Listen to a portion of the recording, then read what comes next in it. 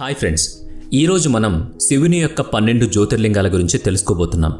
సంస్కృతంలో జ్యోతి అనే పదానికి కాంతి లేదా ప్రకాశం అనే అర్థం వస్తుంది. అలాగే లింగం అంటే సంకేతం లేదా చిత్రం అనే అర్థం. మొత్తానికి జ్యోతిర్లింగం అంటే శివుని యొక్క ప్రకాశవంతమైన ప్రతిరూపం అని అర్థం. జ్యోతిర్లింగాలు ఎక్కడ దర్శనమిచ్చాయో అక్కడ శివుడు స్వయంగా భూమిపై దర్శనమిస్తాడని చెబుతారు. అందువల్ల ప్రతి జ్యోతిర్లింగం శివుని యొక్క ఒక్కో రూపంగా పరిగణించబడుతుంది. నేటి వీడియోలో భారతదేశంలో ఉన్న 12 జ్యోతిర్లింగాల గురించి మాట్లాడుకుందాం. వాటి మూలానికి సంబంధించిన అనేక చారిత్రక మరియు పౌరాణిక కథలను తెలుసుకుందాం. అయితే ఇది నిజమా లేక దీని వెనుక ఇంకేమైనా రహస్యాలు ఉన్నాయా? జ్యోతిర్లింగాల వెనుక దాగి ఉన్న కనపడని సత్యాన్ని వెతికే ప్రయత్నం చేద్దాం. అందులో మొదటిది సోమనాథ్ జ్యోతిర్లింగం. సోమనాథ్ జ్యోతిర్లింగం భారతదేశంలోని గుజరాత్లో ఉంది. ఈ జ్యోతిర్లింగం భూమిపై మొదటి జ్యోతిర్లింగంగా పరిగణించబడుతుంది. ఈ లింగాన్ని చంద్రదేవుడు స్థాపించాడు. శివపురాణం ప్రకారం మహర్షి అత్రి మరియు మాత అనసూయ కుమారుడైన చంద్ర దక్ష ప్రజాపతి యొక్క 27 మంది కుమార్తెలను వివాహం చేసుకున్నారు. తన 27 మంది కుమార్తెలను చంద్రుడికి ఇచ్చి వివాహం చేస్తున్నప్పుడు దక్షుడు చంద్రుని నుంచి వాగ్దానం కోరాడు. తన 27 మంది కుమార్తెలందరినీ సమానంగా ప్రేమించాలని, సమానంగా చూడాలని చంద్రుని కోరాడు. కానీ చంద్రుడు అలా చేయలేదు. పెళ్లైన కొంతకాలానికి చంద్ర తన భార్యలలో ఒకరైన రోహిణితో ప్రేమలో పడ్డాడు. అతను ఎక్కువ సమయం ఆమెతోనే గడిపేవాడు. అతని ఇతర భార్యలను పట్టించుకోలేదు. అతను రోహిణికి ప్రాధాన్యత ఇవ్వడం చూసి దక్షిణ 26 మంది కుమార్తెలు అసంతృప్తి చెందారు. అందరూ తమ తండ్రి దక్షిణ దగ్గరకు వెళ్లి అంతా చెప్పారు. తన మిగతా 26 మంది కుమార్తెలకు జరిగిన వివక్ష, అన్యాయం చూసి దక్షుకు కోపం వచ్చింది. ఆ కోపంతో చంద్రుడికి ప్రకాశం పోతుందని శపించాడు. ఆ శాపం ప్రకారం చంద్రుని యొక్క ప్రకాశం పోతుంది. చంద్రుడికి ఏం చేయాలో అర్థం కాలేదు. తన శాపాన్ని వెనక్కి తీసుకోమని దక్షుణ్ణి అభ్యర్థించాడు. కానీ అప్పటికే చాలా ఆలస్యమైంది. శాప విముక్తి కోసం చంద్రుడు బ్రహ్మదేవుని వద్దకు వెళ్ళాడు. మహామృత్యుంజయ మంత్రాన్ని పఠించడం ద్వారా శివుణ్ణి ప్రసన్నం చేసుకుంటే ఈ శాపం నుంచి విముక్తి పొందొచ్చని బ్రహ్మ చంద్రుడికి సలహా ఇచ్చాడు. ఈ చిన్న ఆశాకిరణాన్ని పట్టుకుని చంద్రుడు ప్రసిద్ధ పుణ్యభూమి ప్రభాస్పాటాన్కు వెళ్ళాడు. అక్కడ జ్యోతిర్లింగాన్ని ప్రతిష్ఠించి శివుణ్ణి హృదయపూర్వకంగా ప్రార్థించాడు. చంద్రుని భక్తికి సంతోషించిన పరమశివుడు ప్రత్యక్షమై దక్షుణ్ణి శాపాన్ని నేను వెనక్కి తీసుకోలేను, కానీ కొంతవరకు తగ్గించగలను చెప్పాడు. ఆ రోజు నుంచి శుక్లపక్షంలో 15 రోజులు మీ తేజస్సు పెరుగుతుంది. కృష్ణపక్షంలో 15 రోజులు మీ ప్రకాశం తగ్గుతుంది. పౌర్ణమి రోజున మీరు మీ ప్రకాశంతో ప్రపంచాన్ని నింపుతారు. అమావాస్య రోజున మీరు అదృశ్యమవుతారు. ఈ హెచ్చుతగ్గుల రూపంలో చంద్రుడు నిరాశ చెందాడు. అతని అర్ధచంద్రుని ఆకారం శాపంలా అనిపించింది. ఇది అతని తగ్గిన బలాన్ని అతనికి నిరంతరం గుర్తు చేస్తూనే ఉంది.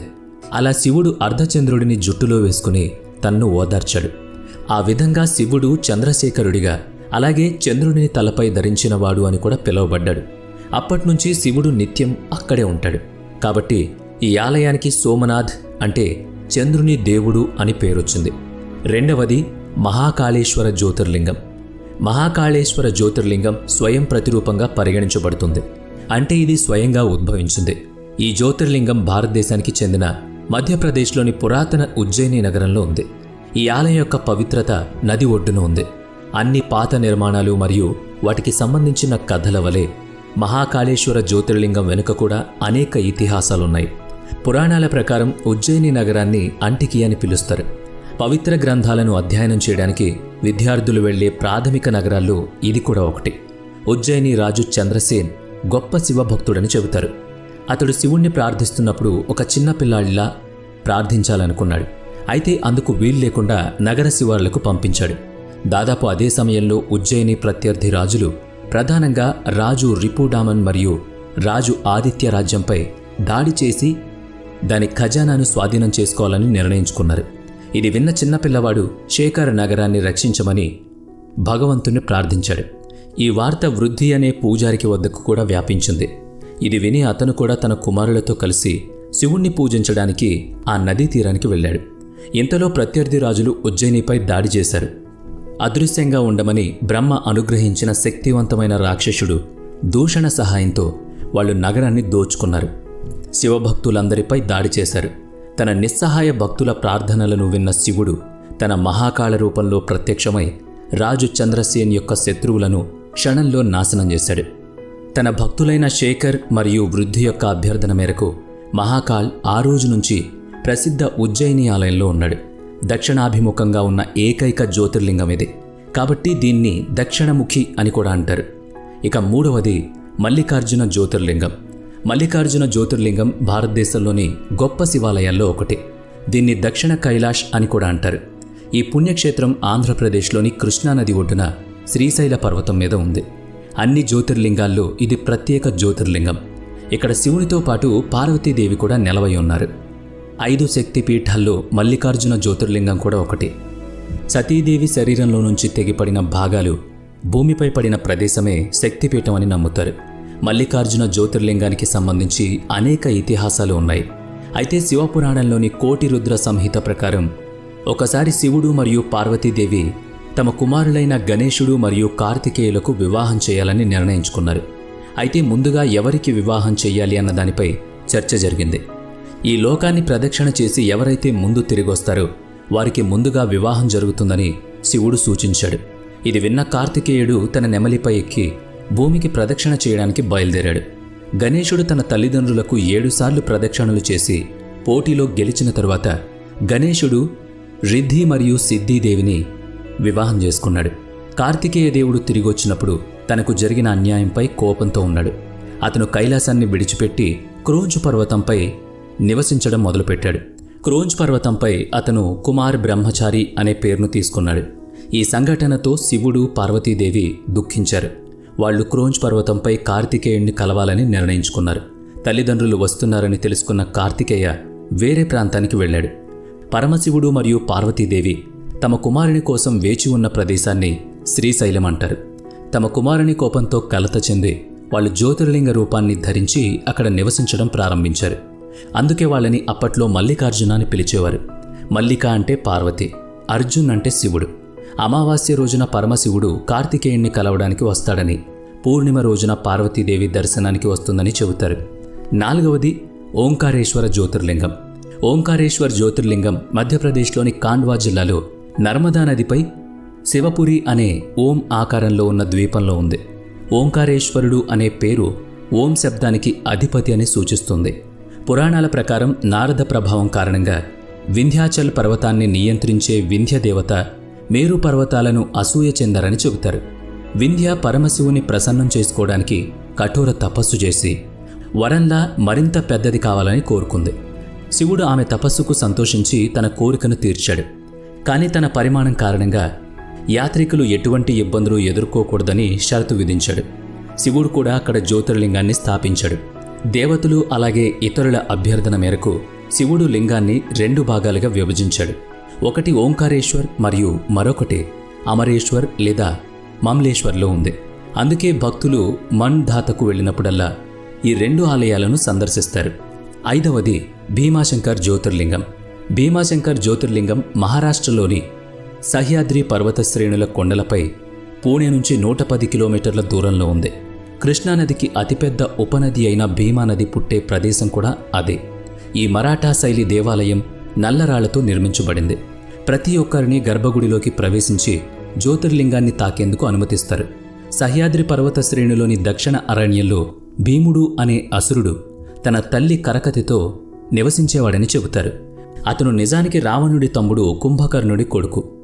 విష్ణువు తన తండ్రిని రాముడి అవతారమెత్తి చంపాడని తెలియగానే ఆగ్రహానికి లోనయ్యాడు. ప్రతీకారం తీర్చుకుంటానని ప్రతిజ్ఞ చేసి బ్రహ్మదేవుణ్ణి ప్రసన్నం చేసుకోవడానికి కఠోర తపస్సు చేశాడు. ప్రతిగా బ్రహ్మ అతనికి అపారమైన శక్తిని అనుగ్రహించాడు. దాన్ని ఉపయోగించి అతను ప్రపంచాన్ని భయపెట్టాడు. పరమశివభక్తుడైన కామరూపేశ్వరానందను బంధించి నాశనం చేయడానికి అతను తన కత్తిని తీసుకున్నాడు. ఈలోపు శివుడు తన భక్తుడి జోలికి వచ్చినందుకు కోపంతో అతన్ని భస్మం చేశాడు. ఇది శివుడు స్వయంగా దర్శనమిచ్చిన ప్రదేశమని అందరూ నమ్ముతారు. ఇక 6వది కేదార్నాథ్ జ్యోతిర్లింగం. ఈ ఆలయం భారతదేశంలోని ఉత్తరాఖండ్ రాష్ట్రంలో మందాకిని నదికి సమీపంలో గడ్భల్ హిమాలయ శ్రేణిలో ఉంది. ఈ ఆలయం సముద్ర మట్టానికి దాదాపుగా 12,000 అడుగుల ఎత్తులో ఉంది. శీతాకాలంలో ప్రతికూల వాతావరణ పరిస్థితుల కారణంగా ఆలయం సంవత్సరంలో 6 నెలలు మాత్రమే తెరిచి ఉంటుంది. పవిత్ర కేదార్నాథ్ ఆలయాన్ని 8వ శతాబ్దంలో హిందూ గురువైన ఆదిశంకరుడు నిర్మించారని చెబుతారు. మహాభారతంలోని పాండవులు అక్కడ శివాలయాన్ని నిర్మించారని దాన్ని శంకరాచార్య పునర్నిర్మించారని అంటారు. పురాణాల ప్రకారం కౌరవ సోదరులను చంపిన తర్వాత పాండవులు తమ పాపాలకు ప్రాయశ్చిత్తం చేసుకోవడానికి శివుడి నుంచి క్షమాపణ కోరాలని నిర్ణయించుకుంటారు. కానీ శివుడు వారిని కలవడానికి ఇష్టపడలేదు. కాబట్టి ఈరోజు కేదార్నాథ్ జ్యోతిర్లింగం ఉన్న గుప్తేశ్వర్లో శివుడు దాక్కున్నాడు. పాండవులు మరియు ద్రౌపది గుప్తకాశీలో ఒక ఎద్దును చూశారు. ఇది ఇతర ఎద్దుల కంటే చాలా ప్రత్యేకమైంది. పాండవులలో ఒకరు ఆ ఎద్దు మరెవరో కాదని, తమ నుంచి దాక్కున్న శివుడేనని భీముడు గుర్తించాడు. అతను నంది రూపంలో ఉన్నాడు. భీముడు ఎద్దును పట్టుకునేందుకు ప్రయత్నించినా ఫలితం లేకపోయింది. భీముడు ఎద్దును దాని తోక మరియు వెనుక కాలు లాగి భూమి నుంచి బయటకు తీయడానికి ప్రయత్నించాడు. అయితే శివుడు తనను తాను లోతుగా నెట్టుకున్నాడు. కేదార్నాథ్లోని అతని వెనుక భాగం, తుంగనాథ్లో చేతులు, మధ్యమహేశ్వర్లో నాభి మరియు కడుపు, రుద్రనాథ్లో ముఖం మరియు జుట్టు, అలాగే తల కాళేశ్వరంలో కనిపించడం ప్రారంభించాయి. పాండవులు ఈ 5 ప్రదేశాల్లో పంచకేదార్లలో దేవాలయాలను నిర్మించి శివుణ్ణి పూజించేవాళ్లు. అది వారి పాపాల నుంచి విముక్తి పొందడానికి సహాయపడింది. శివుడు జ్యోతిర్లింగ రూపంలో ఈ పవిత్ర స్థలంలో ఉంటాడని వాగ్దానం చేశాడు. కేదార్నాథ్కు ఇంతటి ప్రసిద్ధి మరియు భక్తులచే గౌరవం రావడానికి ఇదే కారణం.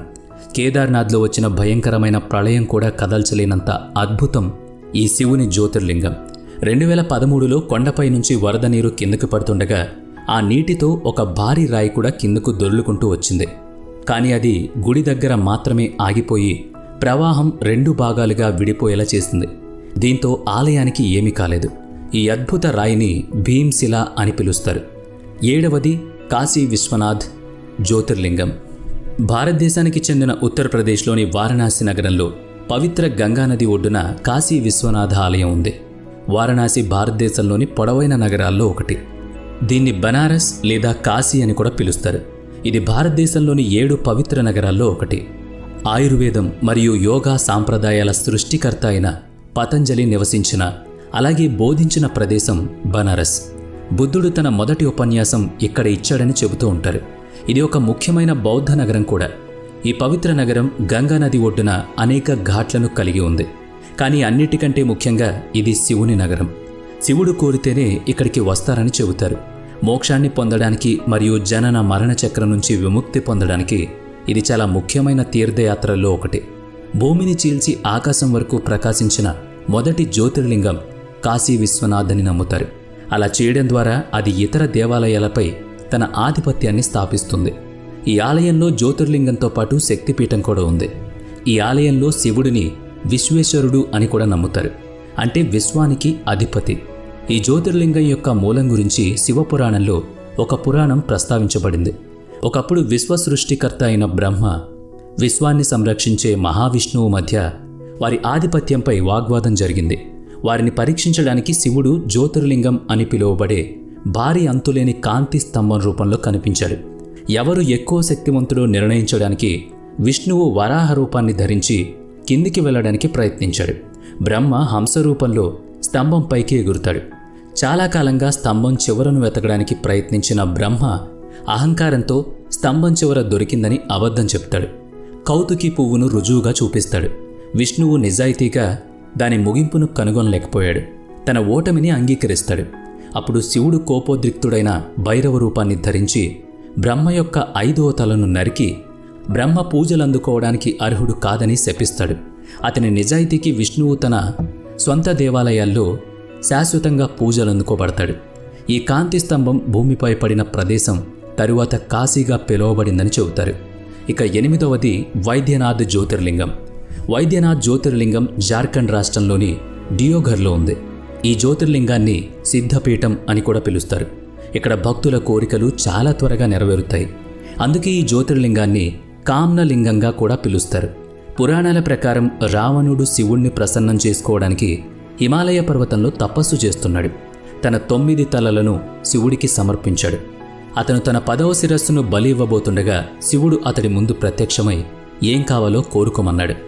రావణుడు కామ్నలింగాన్ని లంకాద్వీపానికి తీసుకువెళ్లాలని కోరాడు. శివుడిని కైలాసం నుంచి లంకకు తీసుకువెళ్లాలని కోరుకున్నాడు. శివుడు ఒక షరతుతో రావణుడి అభ్యర్థనను అంగీకరించాడు. దారిలో ఎక్కడైనా లింగాన్ని పెడితే అది దేవతలకు శాశ్వత నివాసం అవుతుందని, అది ఎప్పటికీ కదలదని చెప్తాడు. శివుడు కైలాస పర్వతం మీద తన నివాసాన్ని విడిచిపెడుతున్నాడని విన్న దేవతలందరూ ఆందోళన చెందుతారు. వాళ్ళు మహావిష్ణువు నుంచి పరిష్కారాన్ని కోరతారు. విష్ణుడు నీటి దేవుడైన వరుణదేవుణ్ణి రావణుడి కడుపులోకి ప్రవేశించమని కోరతాడు. ఫలితంగా రావణుడు లింగంతో లంకకు బయలుదేరినప్పుడు దేవగర్ పరిసర ప్రాంతాల్లో మూత్ర విసర్జన చేయాలని భావించాడు. రావణుడు మూత్ర విసర్జనకు వెళ్ళినప్పుడు అక్కడ ఉన్న ఓ గోవుల చేతిలో లింగాన్ని ఉంచుతాడు. వరుణదేవుడు ఉండటం వల్ల రావణుడు ఉపశమనం పొందేందుకు చాలా సమయం పడుతుంది. చాలాసేపు వేచి ఉన్న రావణుడిపై వైజానికి అంటే గోవుకు కోపం వస్తుంది. అనంతరం లింగాన్ని నేలపై ఉంచి వెళ్ళిపోతుంది. తిరిగి వచ్చిన తర్వాత రావణుడు లింగాన్ని ఎత్తడానికి ఎంత ప్రయత్నించినా కుదరదు. అందుకే అతను విఫలం అవుతాడు. ఇది విష్ణువు చేసిన పని అని తెలిసి రావణుడు కలత చెందుతాడు. బయలుదేరే ముందు రావణుడు లింగంపై తన బొటన వేలును నొక్కాడు. అది లింగాన్ని పాక్షికంగా దెబ్బతీసింది. అప్పుడు లింగాన్ని బ్రహ్మ, విష్ణువు మరియు ఇతర దేవతలు పూజించారు. వాళ్ళు వైద్యనాథ్ ఆలయాన్ని నిర్మించారు. అప్పట్నుంచి మహాదేవుడు కామ్నలింగ రూపంలో దేవఘర్లో నివాసముంటున్నాడు. ఇక 9వది త్రయంబకేశ్వర్ జ్యోతిర్లింగం. ఈ జ్యోతిర్లింగం బ్రహ్మగిరి అనే పర్వతం మీద ఉంది. గోదావరి నది ప్రారంభమయ్యే ప్రదేశం ఇదే. ఈ జ్యోతిర్లింగం యొక్క అతిపెద్ద ప్రత్యేకత ఏంటి అంటే ఇక్కడ ఉన్న 3 చిన్న లింగాలు బ్రహ్మ, విష్ణు మరియు శివుని చిహ్నంగా పరిగణించబడతాయి. పురాణాల ప్రకారం బ్రహ్మదేవుడు శివుణ్ణి ప్రసన్నం చేసుకోవడానికి బ్రహ్మగిరి పర్వతంపై తపస్సు చేశాడు. అప్పట్నుంచి ఈ పర్వతాన్ని బ్రహ్మగిరి పర్వతంగా పిలుస్తారు. గౌతమ మహర్షి నివసించే బ్రహ్మగిరి పర్వతం మధ్యలో ఒక ఆశ్రమం ఉండేదని చెబుతారు. ఒకప్పుడు తీవ్ర కరువు కారణంగా మనుషులతో పాటు జంతువులన్నీ అక్కడి నుంచి పారిపోవడం ప్రారంభించాయి. అది చూసిన గౌతమ మహర్షి వరుణదేవుణ్ణి ప్రార్థిస్తాడు. అతని తపస్సుకు సంతోషించిన వరుణదేవుడు అతడికి ఒక చెరువును బహుమతిగా ఇచ్చాడు. అందులో నీరు అంతం కాదు. గౌతమ మహర్షి ఆ నీటిని సమస్త ప్రాణులకు ఇచ్చి సహాయం చేశాడు. ఋషి గౌతముడు అందరి నుంచి చాలా ప్రేమను, ఆప్యాయతను పొందాడు. ఈ కరువు సమయంలో అనేక మంది ఋషులు కూడా అక్కడికే వచ్చేవాళ్ళు. అందువల్ల గౌతమ మహర్షికి చాలా పుణ్యం లభించింది. కానీ వెంటనే ఆశ్రమంలోని ఇతర ఋషులు అతన్ని విడిచిపెట్టారు. వాళ్ళంతా దీనికి అసూయపడ్డారు. వాళ్ళు గౌతమ ఋషిని కించపరచడానికి గణేశుని గురించి తపస్సు చేశారు. గణేశుడు కనిపించిన వెంటనే రాశీయులందరూ గౌతమ ఋషిని అవమానించమని కోరారు. గణేశుడు వారిని ఒప్పించడానికి ప్రయత్నించాడు. కానీ రాశీయులందరూ అంగీకరించకపోవడంతో గణేశుడు బలహీనమైన ఆవు రూపాన్ని తీసుకోవాల్సి వచ్చింది. మెల్లగా గౌతమ ఋషి యొక్క ఆశ్రమానికి చేరుకున్నాడు. ఆవు పరిస్థితిని చూసిన ఋషి గౌతముడు ఆవుకు కొంత మేతను అందించాడు. అయితే ఆవు మేత తిన్న వెంటనే అది చనిపోతుంది. ఆ తర్వాత ఋషులంతా అక్కడికి చేరుకుని గోహత్య పాపాన్ని గౌతమ ఋషి తప్పు అని అతనిపై నెట్టేస్తారు. గోహత్య పాపాన్ని పోగొట్టుకోవడానికి, శివుణ్ణి ప్రసన్నం చేసుకోవడానికి గౌతమ ఋషి ఈ కొండపై తపస్సు చేశాడు. పరమశివుడు సంతోషించి గౌతమ ఋషికి ఏం కావాలో అడిగాడు. గోహత్య పాపం పోగొట్టుకోవడానికి గౌతమ ఋషి గంగామాత నీటిలో స్నానం చేయాలనుకున్నాడు. శివుడు గౌతమ ఋషి కోరికను అంగీకరించి గంగామాత నీటిని బ్రహ్మగిరి పర్వతానికి పంపాడు. కానీ గంగామాత ఒంటరిగా అక్కడికి వెళ్ళడానికి ఇష్టపడక అక్కడి నుంచి అదృశ్యం అవుతుంది. కాబట్టి గంగామాత శివుణ్ణి ప్రార్థించింది. గంగ తనతో త్రయంబకేశ్వర్ వద్ద ఉండమని ప్రార్థించింది. శివుడు గంగామాత అభ్యర్థనను గౌరవించాడు. ఈరోజు శ్రీ త్రయంబకేశ్వర్ జ్యోతిర్లింగంగా పిలువబడే జ్యోతిర్లింగ రూపంలో వాళ్ళిద్దరూ కొలువై ఉన్నారు. ఇక 10వది నాగేశ్వర్ జ్యోతిర్లింగం. ఈ నాగేశ్వర్ జ్యోతిర్లింగం శివునికి అంకితం చేయబడిన ఆలయం మరియు ఒక తీర్థస్థలం. 12 జ్యోతిర్లింగాల్లో ఇది ఒకటి. భారతదేశంలోని అడవుల్లో ప్రాచీనమైన పేరును కలిగిన దారుక అడవిలో నాగేశ్వర్ జ్యోతిర్లింగం ఉందని శివపురాణం చెబుతోంది. నాగేశ్వర్ జ్యోతిర్లింగం గురించి శివపురాణంలో ఒక కథ ఉంది. దారుక అనే రాక్షసుడు సుప్రి అనే శివభక్తుడిపై దాడి చేసి సముద్ర గర్భంలో సముద్ర పాములు మరియు రాక్షసులు నివసించే దారుకా వనంలో అనేక మందితో పాటు అతన్ని బంధించి ఉంచి వాళ్ళందరినీ హింసించాడు. దీంతో ఆ ఖైదీలందరూ వెంటనే శివుని పవిత్ర మంత్రాన్ని జపించడం ప్రారంభిస్తారు. ఆ వెంటనే శివుడు ప్రత్యక్షమై ఆ రాక్షసుణ్ణి సంహరించాడు. తరువాత శివ జ్యోతిర్లింగంగా అక్కడ నివసించాడు. శివుడు మరొకసారి నాగేశ్వర్ అనే పేరుతో జ్యోతిర్లింగ రూపాన్ని ధరించగా పార్వతీదేవి కనకేశ్వర్గా ప్రసిద్ధి చెందింది. ఇక 11వది రామేశ్వర్ జ్యోతిర్లింగం. రామేశ్వర్ తమిళనాడులోని రామనాథపురం జిల్లాలో ఉంది. ఈ జ్యోతిర్లింగం ప్రపంచంలోని పురాతన జ్యోతిర్లింగాల్లో ఒకటిగా పరిగణించబడుతుంది. ఈ జ్యోతిర్లింగం రామాయణ కాలం నాటిదని, రావణుణ్ణి సంహరించిన తర్వాత బ్రహ్మహత్య పాపం నుంచి తప్పించుకోవడానికి శ్రీరాముడు స్వయంగా శివుణ్ణి ఆరాధించడానికి స్థాపించిన ఆ కాలం నాటిదని చెబుతారు. రామేశ్వరం ఆలయంలో ఉన్న 24 నీటి చెరువులను రాముడు తన బాణాలతో తన వానర సైన్యం దాహం తీర్చడానికి సృష్టించాడని చెబుతారు. 1000 అడుగుల పొడవు మరియు 700 అడుగుల వెడల్పు ఉన్న ఈ ఆలయ కారిడార్ 1212 స్తంభాలపై ఉందని, ప్రపంచంలోనే అతిపెద్ద కారిడార్ అని రికార్డులు చెబుతున్నాయి. శ్రీలంకలో ఉన్న రాక్షస రాజు రావణుడితో జరిగిన యుద్ధం, ఎటువంటి పాపాలు జరిగినా వాటి నుంచి మోక్షం కోసం శ్రీరాముడు ఇక్కడ శివుణ్ణి ప్రార్థించాడని అంటారు. పురాణాల ప్రకారం శ్రీరాముడు తన భార్య సీత మరియు అతని సోదరుడు లక్ష్మణుడితో కలిసి రావణుణ్ణి చంపేటప్పుడు శ్రీరాముడు బ్రాహ్మణుణ్ణి చంపాడనే పాపం మూటగట్టుకున్నాడు. శివుణ్ణి ఆరాధించడానికి హిమాలయం నుంచి జ్యోతిర్లింగాన్ని తీసుకురావాలని శివుడి అవతారమైన హనుమంతుణ్ణి శ్రీరాముడు ఆదేశించాడు. కానీ లింగాన్ని తీసుకురావడానికి చాలా సమయం పట్టింది.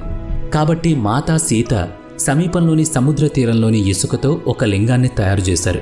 ఇది నేటికి ఆలయ గర్భగుడిలో ప్రతిష్ఠించబడిందని నమ్ముతారు. ఇక 12వది ఘృష్ణేశ్వర్ జ్యోతిర్లింగం. శివుని 12 జ్యోతిర్లింగాల్లో ఇదే చివరి జ్యోతిర్లింగం. ఇది మహారాష్ట్రలోని దౌలతాబాద్ నుంచి 12 మైళ్ళ దూరంలో ఉన్న వెరుల్ గ్రామ సమీపంలో ఉంది. పురాణాల్లో ఈ జ్యోతిర్లింగానికి ఒక కథ చెప్పబడింది. ఓ తెలివైన బ్రాహ్మణ సుధర్ముడు దక్షిణ భారతదేశంలోని దేవగిరి పర్వతం సమీపంలో నివసించాడు. అతని భార్య పేరు సుధా. ఇద్దరూ ఒకరినొకరు ఎంతో ప్రేమించుకున్నారు. వారికి పిల్లలు లేరు. జ్యోతిష శాస్త్ర లెక్కల ప్రకారం సుదేవ గర్భవతి కాలేదని తేలింది. అయినా ఆమెకు బిడ్డ కావాలి. అప్పుడు సుధా తన భర్త అంటే సుధర్మతో తన చెల్లిని పెళ్లి చేసుకోమని చెప్పింది. దీనికి సుధర్మ మొదట అంగీకరించలేదు. కానీ ఆమె పదే పదే పట్టుబట్టడంతో సుధర్మ తల వంచుకున్నాడు. సుధర్మ తన భార్య చెల్లెలు గుష్మని పెళ్లి చేసుకుని ఇంటికి తీసుకొచ్చాడు. ఆమె చాలా నిరాడంబరమైన మరియు సద్గుణాలు కలిగిన మహిళ, గొప్ప శివభక్తురాలు కూడా. గుష్మ ప్రతిరోజు 100 మట్టి శివలింగాలను తయారు చేసి వాటిని పూర్తి భక్తితో పూజించేవాళ్లు. శివ ఆశీస్సుల వల్ల కొంతకాలానికి వారి ఇంట్లో బిడ్డ పుట్టింది. అక్కా చెల్లెలిద్దరి ఆనందానికి అవధులే లేవు. ఇద్దరూ ఎంతో ప్రేమతో జీవిస్తున్నారు. కానీ సుదేవ మనసులో తప్పుడు ఆలోచన ఎలా వచ్చిందో తెలియదు. ఈ ఇంట్లో ఉన్నదంతా సుష్మ సొంతం, నాకేమీ చెందదని అనుకుంది. సుదేవ దీని గురించి ఎంతగానో ఆలోచించింది. అది ఆమె మనస్సులో నిక్షిప్తమైపోయింది. ఆ బిడ్డ తనదేనని అనుకుని ఇలా అన్ని ఆలోచనలతో ఒక రాత్రి నిద్రిస్తున్న సుష్మ చిన్న కొడుకును చంపి అతని మృతదేహాన్ని చెరువులో పడేసింది. ఉదయం కాగానే ఇంటింటా గందరగోళం నెలకొంది. శివపై తన నమ్మకాన్ని వదులుకోలేదు. ప్రతిరోజులాగే ఈరోజు కూడా శివుని పూజ ముగించుకుని మట్టితో చేసిన శివలింగాన్ని నీటిలో కలపడానికి ఆమె చెరువు వద్దకు వెళ్ళినప్పుడు ఆమె కొడుకు చెరువులో నుంచి బయటకు రావడం కనిపించింది. బయటకు వస్తూ ఎప్పటిలాగే గుష్మ పాదాలపై పడ్డాడు. ఎక్కడో ఉన్నట్టు అనిపించింది. గుష్మ తిరిగి వస్తుండగా శివుడు ప్రత్యక్షమై ఆమెను వరం కోరమని అడిగాడు. కానీ శివుడు సుధా చేసిన పనికి చాలా కోపంగా ఉన్నాడు. తన త్రిశూలంతో ఆమెను వధించాలనుకున్నాడు. అయితే ఆమె తన సోదరిని క్షమించమని ముకుళిత హస్తంతో శివుణ్ణి అభ్యర్థించింది. ప్రజల క్షేమం కోసం ఈ ప్రదేశంలో శాశ్వతంగా నివసించాలని ఆమె శివుణ్ణి ప్రార్థించారు.